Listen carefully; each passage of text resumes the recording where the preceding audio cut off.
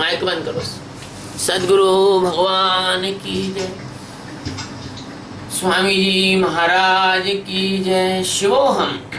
ओम ब्रह्मानंदम परम सुखदम केवलम ज्ञानमूर्तिम द्वंद्वातीतं त्रिगुणरहितं तस्यमस्यादिलक्ष्यम् एकं नित्यं विमलमचलं सर्वधी साक्षीभूतं भावातीतं गगनसदृशं सद्गुरुं तं नमामि। ओम गुरु ब्रह्मा गुरु विष्णु गुरुदेवो महेश्वरः गुरु साक्षात् परब्रह्म तस्मै श्री गुरुवे नमः। ध्यानमूलं गुरुमूर्ति पूजामूलं गुरुपदं मंत्रमूलं गुरुर्वाक्यं मोक्षमूलं गुरुकृपा। सद्गुरु भगवान की जय, स्वामी जी महाराज की जय। शिवोहम। आज हम गीता के 9वें अध्याय का 10वां श्लोक ले रहे हैं। भगवान के सकाश से प्रकृति व सचराचर का उत्पन्न होना भगवान बता रहे हैं। मयाध्यक्षेण प्रकृति सूयते सचराचरम् हेतुनानेय कौन्तेय जगत विपरिवर्तते जगत विपरिवर्तते। मया अध्यक्षेण प्रकृति सूयते सचराचरम् हेतुना अनेन कौन्तेय जगत विपरिवर्तते। हे कुंती पुत्र अर्जुन, मया यानी मुझ, अध्यक्षण यानी अधिष्ठाता के सहारे से प्रकृति सचराचर चराचर सहित सूयते यानी रचती है। अनेन मतलब अनेन हेतुना यानी इस हेतु इस अनेन इस हेतुना हेतु से ही जगत इस संसार चक्र को विपरिवर्तते यानी यह संसार चक्र घूम रहा है। हे अर्जुन, मुझ अधिष्ठान के सकाश से प्रकृति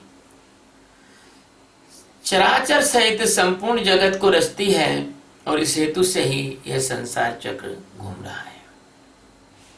सद्गुरु सच्चिदानंद परमात्मा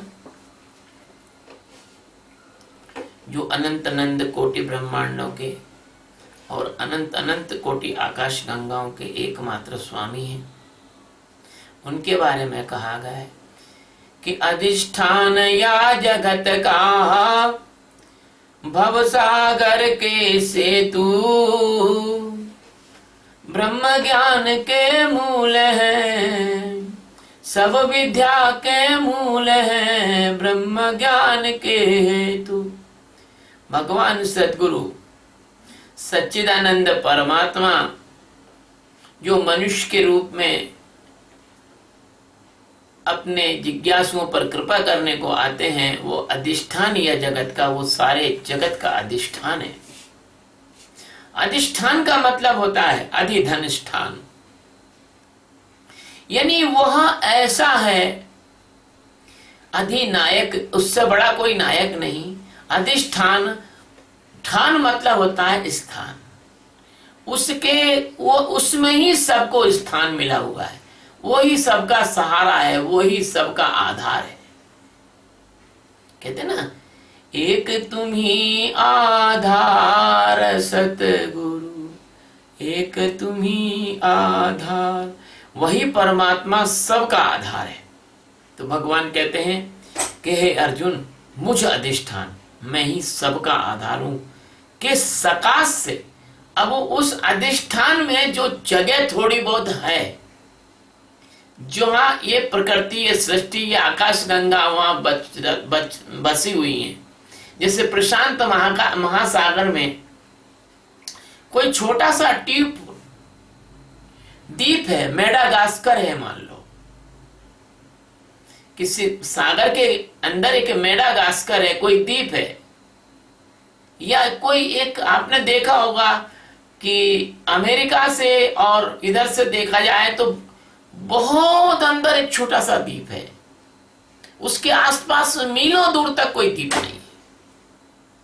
ऐसे ही ये आकाश गंगा है, भगवान के अंदर एक जरा से स्थान पर ये सब बसी हुई है, इसलिए उसको सकाश कहा है। भगवान का जो आकाश है, भगवान का जो वह अवकाश है, वह जगह है, उस सकाश से प्रकृति ने चर और अचर संपूर्ण जगत की रचना की है। ऐसा नहीं है कि उसने केवल जीव जानवर, कीट पतंग और मनुष्य और यही बनाए, नहीं, उसने पहाड़, नदियां, पर्वत सब कुछ उसने बनाए। उसने बृहस्पति, चंद्रमा, प्लेटो, मंगल, तारे, नक्षत्र, आकाश गंगा सब उसने बनाए, सबकी रचना की है। और इस हेतु से, किस हेतु से, कि परमात्मा सबका अधिष्ठान है, इसके कारण से यह संसार चक्र घूम रहा है। आप ये मत समझना कि केवल आपकी पृथ्वी घूम रही है, हाँ, सब कुछ घूम रहा है। पृथ्वी नहीं घूम रही है, सूरज भी घूम रहा है, सूरज अकेला नहीं घूम रहा है, पूरी आकाश गंगा घूम रही है। और कहां घूम रही है और किसका चक्कर लगा रही है, राम जाने। इतना तो अब बताना संभव नहीं, पर इतना जरूर बताना संभव है कि तुम अगर आत्मज्ञान को प्राप्त कर लोगे तो इससे तुम चक्करबाजी से दूर हो जाओगे। ये जो संसार चक्र है, इससे तुम दूर हो जाओगे। क्यों? कि ये जो चर और अचर, जितनी भी प्रकृति है, जितने भी तत्व हैं, जितने भी चीजें हैं, सब पदार्थ और पदार्थ के अन्य अन्य रूप हैं। जैसे तेल को जलाते हैं तो तेल की बत्ती से मिलता है, तेल जलता है तो क्या बन जाता है, ज्योति बन जाता है। भाई एक तो जलेगा ज्योति तो गैस से बनेंगी, गैस ऊपर उठेंगी तो वायुमंडल में मिलेंगी। लेकिन कुछ पदार्थ तो ऐसा होता है जो प्रकाश में बदलता है। तो पदार्थ की अवस्थाएं जो बदलती हैं, इस वजह से जो चराचर है वो परमात्मा हो नहीं सकता, क्योंकि परमात्मा पदार्थ नहीं हो सकता। इसलिए ये सूत्र इसलिए कह रहा है कि अर्जुन, मुझ अधिष्ठान के सकाश से पृथ्वी चराचर सहित संपूर्ण जगत को यह प्रकृति रचती है। प्रकृति चराचर सहित संपूर्ण जगत को रचती है और इसके कारण संसार चक्र घूम रहा है। अब इस प्रकृति के जो चक्र के बाहर निकल गया वो तो परमात्मा में समा गया, क्योंकि इस प्रकृति के चक्र के बाहर परमात्मा है और उस प्रकृति के चक्र के अंदर ये माया है। कि कुछ स्थान ऐसा है जहां माया है ही नहीं है, माया का एक सीमित क्षेत्र है। पागल कौन होगा? जो इंसान होगा वो पागल होगा। अब पत्थर तो पागल नहीं हो सकता, नदी तो पागल नहीं हो सकती, लकड़ी तो पागल हो नहीं सकती। तो इसी तरह से पागल यानी माया होना, पागल हो जाना नहीं, माया के बसीभूत हो जाना। तो एक कुछ निश्चित क्षेत्र में ही आप माया में होते हैं। अगर आप इस पदार्थ से निकल गए तो परमात्मा में चले जाएंगे। और पदार्थ से निकलने की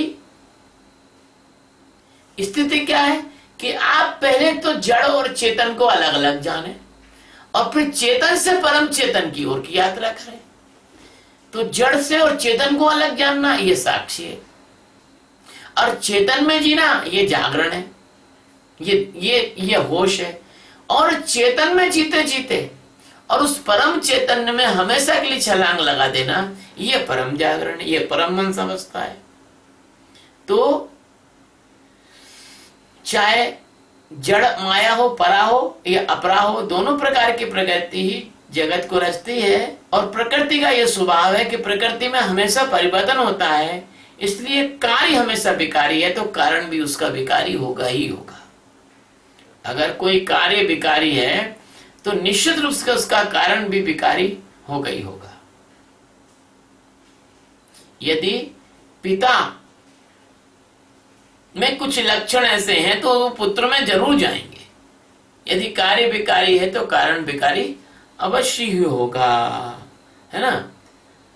अब इसी गीता में अगर आप जाएंगे तो आगे कृष्ण भगवान अर्जुन को 10वें श्लोक इसमें या 11वें अध्याय में भगवान कहते हैं, बहुत जानने से तेरा क्या प्रयोजन है। जैसे अपने कुछ शिष्य हैं, वो पूछते रहते हैं, तो कभी मैं कह देता हूं तुमको क्या मतलब, इन सब चीजों को मत पूछो, तुम ध्यान करो। तो भगवान श्री कृष्ण अर्जुन को कह देते हैं, बहुत जानने में तेरा क्या प्रयोजन है। आखिरी श्लोक है वो, शायद 10वें का है या 11वें का है, आखिरी श्लोक है। तो इस तरह से अपने को बहुत सारा सिद्धांत नहीं जानने की कोशिश करना है। अपने को तो ये जानना है कि हमारा ध्यान कैसे लगे और हम उस अज्ञात में छलांग कैसे लगा सके। हम उस परमात्मा में चेतन और जड़ दोनों को अलग समझकर, अभी तो मैं कहता हूं कि मन तुम्हारा जड़ है, बुद्धि जड़ है, तुम्हारा चित्त जड़ है, लेकिन तुम सुनते हो लेकिन तुम्हें विश्वास नहीं होता। कब विश्वास होगा तुम्हें? जब तुम खुद ध्यान के द्वारा इसको देखोगे। जिसको कभी करंट नहीं लगा हो वो करंट कैसा लगता है उसको नहीं मालूम है। एक नास्तिक ने एक आस्तिक से कहा कि हम तो भैया उसी चीज में भरोसा करते हैं जिस चीज को हम देखते हैं और इंद्रियों से समझते हैं। तो बोले ठीक है, और जो हम किसी को दिखा सकते हैं? बोले हाँ। उसने चुपचाप से एक बिजली का तार था, उसको प्लग लगा के और अपने हाथ में धीरे से रख लिया, और वो आस्तिक आया तो झट से उसके हाथ में तार छुआ दिया। नास्तिक आया तो नास्तिक ने जैसे तार छुआ, हाँ भैया हाँ हाँ मरा मरा। तो बोले क्या हुआ? बोले यार करंट लग गया। तो क्या करंट क्या होता है? बोले यार करंट होता है। ले बता करंट क्या होता है? तुम अभी कह रहे थे कि जो चीज हम दिखा सकते हैं दूसरों को उसमें हम विश्वास कर सकते हैं।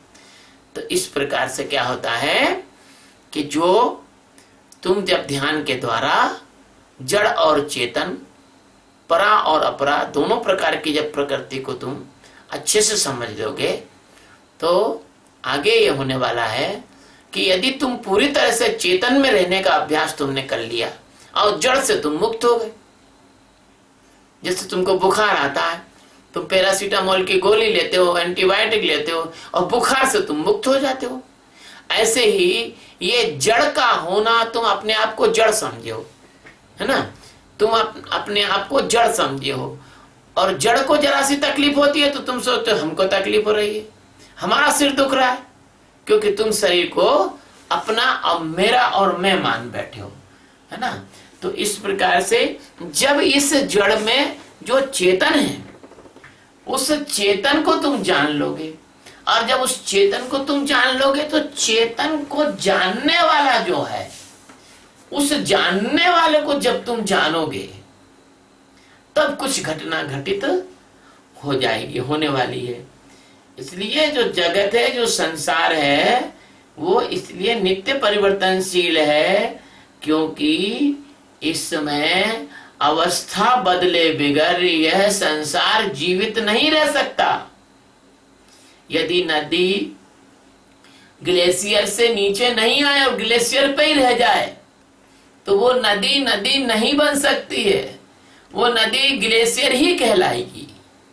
इसलिए नदी जब तक बहेगी नहीं तब तक वो नदी नहीं बन सकती। ऐसे संसार का चक्र जब तक गोल गोल घूमेगा नहीं और तब तक इसको संसार सागर, संसार चक्र नहीं कह सकते हैं। और प्रकृति के जो गुण दोष हैं वो सब कुछ इस संसार में है और परमात्मा में किसी तरह का गुण दोष है नहीं। इसलिए जगत में जितने भी जीव हैं इनको ये भ्रम हो गया है कि हम खाते हैं, हम सोते हैं, हम पीते हैं, हम हंसते हैं, हम रोते हैं, हम मरते हैं, हम जीते हैं, हम बाल बच्चे पैदा करते हैं, हम काले हैं, हम गोरे हैं, हम अमीर हैं, हम गरीब हैं, हम मूर्ख हैं, हम बुद्धिमान हैं, इस प्रकार का संसार के लोगों को क्या हो गया है, भ्रम हो गया है। और इस भ्रम को हटाना, इस भ्रम को हटाना ये ज्ञान है। ज्ञान कोई ऐसी चीज नहीं है कि कोई ऐसी चीज होगी या कोई विचारों का समूह होगा या कोई प्रकार का सिद्धांत होगा या किसी प्रकार की कोई टेक्निक होगी। नहीं, भ्रम को हटाना ज्ञान है।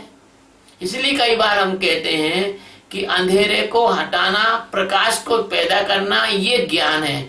इसी तरह से संसार में जो जितना जितना भ्रम तुम्हें पकड़े हुए है, जकड़े हुए है, दबोचे हुए है, तुम जबरदस्ती, जैसे किसी आदमी को भ्रांति हो जाए कि उसकी छाती पर भूत बैठा है तो जबरदस्ती वो हाथ और पैर पटकता है, हाय मर गया, इसको हटाओ, ये मेरी छाती पे बैठा चढ़ा बैठा हुआ है।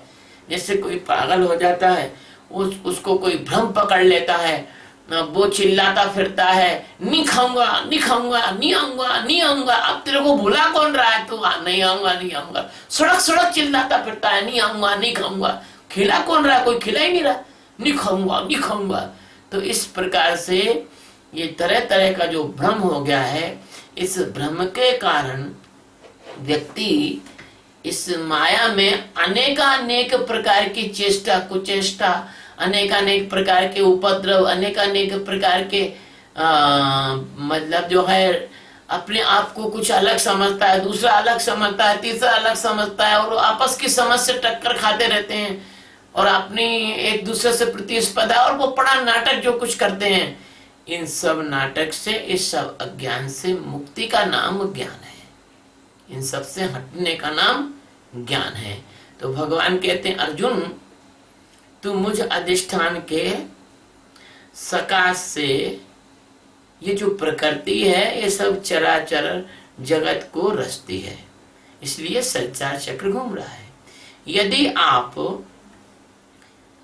एक अच्छा उदाहरण दिया कबीर साहब ने, उनने कहा कि चलती चाकी देख के दिया कबीरा रोए, दो पाटन के बीच में सावत बचा न कोई। तो कबीर साहब के इस जवाब का, इस प्रश्न का जवाब दिया गया, किसने दिया या कबीर ने दिया या? उन्होंने कहा कि कील से अटका रहे। अगर वो चक्की के बीच में जो कीली होती है उससे जो दाना अटक जाता है वो नहीं पिसता है। तो परमात्मा इस जगत की माया की धुरी है। अगर तुम परमात्मा से अटक जाओ तो माया तुम्हारा कुछ भी बिगाड़ नहीं सकती है। इसलिए प्रकृति में जो सचराचर की रचना जो होती है, चर और अचर जो जगत बनाया जाता है, इससे संसार चल रहा है। लेकिन जो भगवान के सत्य स्वरूप में जाकर अटक गया, भगवान के स्वरूप में जाके खड़ा हो गया, उसके लिए ना तो संसार कभी हुआ है, ना होगा, ना कभी हो पाया है। उमा कहो मैं अनुभव अपना, भगवान शंकर कहते हैं कि ये मेरा अनुभव है कि सत हरि भजन जगत सब सपना, जो सारा संसार में भरा हुआ हरि है, हरि नाम सभी के हर तरह के दुख क्लेश, माया जन्य क्लेश और माया जन्य परेशानी और तनाव, इसका हरण करने वाला हरि है। तो हरि नाम सच्चिदानंद परमात्मा का है। ऐसा जो परमात्मा है वही सत्य है। यदि आप उसमें ठहरने की कला सीखना चाहते हो तो आपको सिवा ब्रह्मवेत्ता के कोई नहीं सिखा सकता, क्योंकि ब्रह्मवेत्ता ही ब्रह्मविद ब्रह्म ही भवेत। ब्रह्मवेत्ता ब्रह्म ही है और ब्रह्म का साक्षात स्वरूप है। और अगर आपको कोई ब्रह्मवेत्ता संत मिल जाए और उससे आप इस तकनीक को सीखो तो कुछ ना कुछ तो इतना तो होगा भाई साहब कि आप भले ज्ञान प्राप्त ना कर पाओ तो कोई बात नहीं है, लेकिन आप इस मनुष्य के जन्म को बड़ी श्रेष्ठता पूर्वक और होश से जीने की क्षमता प्राप्त कर लोगे। जैसे एक आदमी है, उसको पागलपन का दौरा चढ़ गया, उसके घर में अच्छा भोजन बना है, लेकिन वो क्या कर रहा है, बाहर जाके और धूल मिट्टी खा रहा है और पत्ते मत्ते खा रहा, पागल हो गया। तो कम से कम इतना ठीक है कि वो पागलपन ना हो के तुम घर में बैठ के 2 रोटी चपाती आराम से शांति से खा लो, और तुम्हारा संसार का पागलपन तुम्हारे दिमाग को इतना ज्यादा हैरान न कर सके कि तुम भोजन तो बैठ के घर में कर रहे हो और दिमाग तुम्हारा 100 किलोमीटर दूर चल रहा है, तो भोजन का स्वाद भी नहीं पता तुमको और तुम चबा भी नहीं पा रहे हो ठीक से, और वो भोजन तुम गटकते जा रहे हो जैसे सांप और अजगर गटकते हैं, और फिर तुम्हारे आमाशय में जाके वो भोजन विकार पैदा करता है क्योंकि उसके टुकड़े नहीं, रस नहीं बना, तो वो आंतों में जाके भोजन अटकता है और फिर कब्ज पैदा करता है, ठीक से पचता नहीं है, तुम्हारे शरीर में ठीक से लगता नहीं है। अरे भाई तुम ठीक है ज्ञान प्राप्त नहीं करो तो कम से कम मेरे ध्यान करने से ठीक से भोजन तो कर पाओगे, ठीक से सो तो पाओगे। चिंताएं फिक्र वाला आदमी ठीक से सो भी नहीं पाता और डरावने सपने आते हैं उसको, और तो और अपने परिवार को प्रेम भी नहीं दे पाता।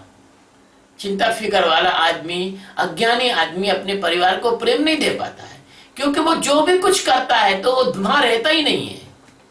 भोजन करेगा तो भी कहीं और दिमाग रहेगा, बच्चों पत्नी बच्चों से प्रेम से बात कर रहा है तो भी दिमाग कहीं और रहेगा, रात में सो रहा है तो भी दिमाग कहीं और रहेगा, और अगर नहा रहा है तो भी दिमाग कहीं और रहेगा। उसको पता ही नहीं है कि उसने जल्दी जल्दी में नहाया और उसके साबुन जो है वो कांख में लगा रह गया और दिन भर वो साबुन लगा रहा, वहां खुजली पैदा हुई और खुजली से उसने खुजा लिया और उसको पता लगा कि उसको तो धीरे धीरे वहां एक्जिमा हो गया, या उसको पता ही नहीं है कि कहीं महीने हो गए कान के पीछे कभी धोया ही नहीं उसने, ये कान के पीछे साफ ही नहीं किया और पता लगा कि कान के पीछे खुजली हो गई, एक्जिमा हो गया।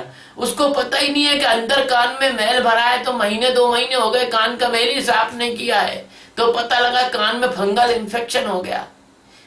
तो इस प्रकार उसको पता ही नहीं है कि वो स्कूटर मोटरसाइकिल से गया था कहीं और घर पे आके उसने आंखें ही नहीं धोई और ऐसे ही सो गया, तो जो कोल टार का, ये धुएं का, जो प्रदूषण का कालापन उसकी आंख के अंदर भरा रहा, रात भर में उसकी आंख में इन्फेक्शन हो गया और पुतली में सूजन आ गई। उसको पता ही नहीं है, वो जीना ही नहीं जानता कैसे जीना चाहिए, वो खाना ही नहीं जानता कैसे खाना चाहिए, वो सोना ही नहीं जानता कैसे सोना चाहिए, वो पत्नी बच्चों से कैसे बात करना चाहिए वो ही नहीं जानता है, वो मित्र का कैसे साथ देना चाहिए वो ही नहीं जानता है।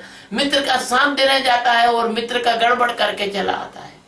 जैसे बंदर जो है मक्खी उड़ाने के लिए राजा को तलवार मार दी थी, ऐसे वो उसका भाव तो भले अच्छा होता है लेकिन उसकी मूर्खता के कारण अपने मित्र का नुकसान करके आ जाता है। तो कम से कम ध्यान करने से तुम्हारे अंदर इतना होश तो जगेगा कि तुम ठीक से खा सकोगे, ठीक से पी सकोगे, ठीक से सो सकोगे, ठीक से बैठ सकोगे, ठीक से पत्नी से बात कर सकोगे, ठीक से बच्चों से बात कर सकोगे, ठीक से मित्रों में बात कर सकोगे, ठीक से ऑफिस में काम कर सकोगे। ठीक है, ध्यान में अंत तो वो तो ज्ञान में अंत तो अपन बाद में देखेंगे, पहले कम से कम ध्यान से इतने तो जागरूक हो ही जाओ कि तुम्हें पता ही नहीं है कि क्या खाना चाहिए, क्या नहीं खाना चाहिए, क्या पीना चाहिए, क्या नहीं पीना चाहिए, कैसे सोना चाहिए, कैसे जागना चाहिए, है ना। अभी तुमको पता ही नहीं, तुम्हें होश ही नहीं है। मैंने ऐसी चीज ऐसा देखा कि आदमी इतनी कल्पना में रहता है, इतना बड़ा मूड है कि एक सेवक मेरा टीवी का एक सीरियल देख रहा था और उसकी पत्नी रो रही थी, तो मैंने कहा क्यों रो रही है, तो उसने कहा कि वो मैं इसलिए रो रही हूं कि वो न जाने कौन सी लड़की उस सीरियल में थी। बोले वो लड़की को ससुराल में जला दिया। किस लड़की को जला दिया? बोले वो टीवी सीरियल में लड़की को जला दिया तो मैं रो रही हूं। अब बताओ, टीवी सीरियल में नाटक में एक लड़की को जला दिया, ये यहाँ रो रही है। अब वो रो रही है तो अब उसके रोने का, दुख का प्रभाव परिवार पर नहीं पड़ेगा क्या? उसका दिन, उसका कितने घंटे, 2 घंटे तो दिमाग खराब रहेगा ना। और सीरियल में जो छलकपट बताए जा रहे हैं, वो छलकपट वो क्या सोचती है कि अरे कोई मेरे साथ ऐसा छलकपट नहीं हो जाए, तो उस अज्ञात भय से परेशान रहती है। तो कम से कम मेरे इस ध्यान से तुम इन हाइपोथेटिकल, इन काल्पनिक भयों से मुक्त तो हो जाओगे। तुम जान तो जाओगे, जैसे वो सीरियल चल रहा है टीवी में, ऐसा ही दुनिया में नाटक चलता है। ऐसी दुनिया भी हमको ऐसे सीरियल दिखाकर मोहित करती है, सम्मोहित करती है। इसलिए मैं इस श्लोक का अर्थ यहीं पर पूरा करता हूँ और आप लोगों से निवेदन करता हूँ कि ये जो वीडियो है ये YouTube पे डाले जाएंगे, कृपया इसको सब्सक्राइब करें चैनल को। और यदि आपको अच्छे लगते हैं तो आप अपने मित्र, अपने रिश्तेदार, अपने पहचान वालों को ये वीडियो सुनवाएं। और कोई भगवान का प्रेमी हो तो इन वीडियो को सुन के वो आ जाएगा और इस ध्यान की विधि को करके और परम अवस्था को प्राप्त हो जाएगा। तो कम से कम कुछ तो जीवन में आप आए हो तो कुछ अपना नहीं कर सके तो दूसरे की तो कुछ मदद कर ही दो, है ना। शुभ शुभ।